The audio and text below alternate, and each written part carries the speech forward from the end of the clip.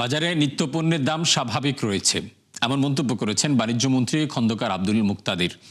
দুপুরে রাজধানীর town hall market পরিদর্শন শেষে মন্ত্রী জানান, নিত্যপণ্যের যথেষ্ট সরবরাহ থাকার পরও অনেক অসাধু ব্যবসায়ী সুযোগ নেয়ার চেষ্টা করেন। তারা যেন বাজার অস্থিতিশীল করতে না পারে, সেজন্য বাজার তদারকি চলমান আছে।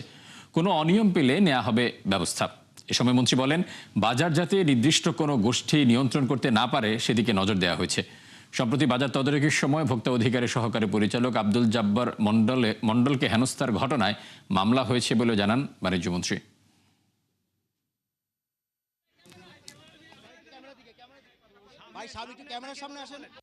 পণ্যের যথেষ্ট সরবরাহ থাকা সত্ত্বেও ক্ষেত্র বিশেষে অনেক অসাধু লোকজন এটা সুযোগ নেওয়ার চেষ্টা করে। বাজার যেন কোনো নির্দিষ্ট কয়েক ব্যক্তির হাতে নিয়ন্ত্রিত না হয়, এই দিকে আমাদের দৃষ্টি আছে, কিন্তু কার্যকর পদক্ষেপ নিয়ে আপনাকে গুণগত পরিবর্তন দেখানোর জন্য একটু সময় লাগবে।